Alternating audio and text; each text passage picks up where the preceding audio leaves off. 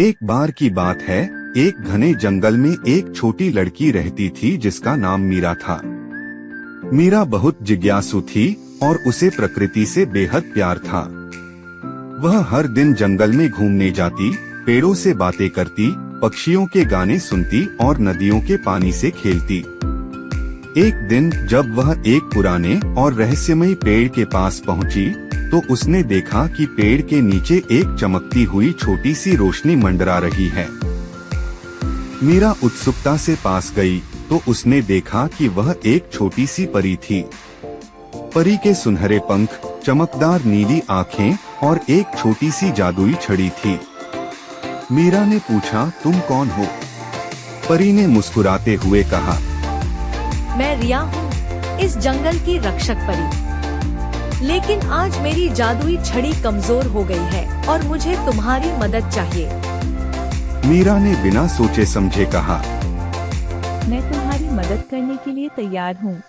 मुझे बताओ कि मैं क्या कर सकती हूँ। परी ने कहा, जंगल के सबसे ऊंचे पहाड़ के पीछे एक जादुई झरना है।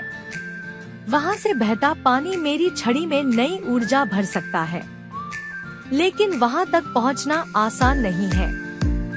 रास्ते में कई चुनौतियाँ होंगी। मीरा ने हिम्मत से कहा, मैं कोशिश करूँगी। मीरा और रिया ने अपनी यात्रा शुरू की। पहले उन्होंने एक गहरी नदी पार की, जिसमें मीरा ने अपने तैराकी कौशल का इस्तेमाल किया। फिर उन्होंने एक डरावनी गुफा पार की, जहां रिया ने अपने छोटे जादू से अंधेरे को दूर किया। रास्ते में उन्हें एक विशालकाय भालू मिला, जो बहुत गुस्से में था। मीरा ने भालू से बात की और उसे शांत किया, यह कहते हुए कि वह केवल जंगल की भलाई के लिए काम कर रही है। भालू ने उन्हें सुरक्षित रास्ता दिखाया। आखिरकार वे जादुई झरने तक पहुँचे। झरने का पानी इंद्रधनुष की तरह चमक रहा था।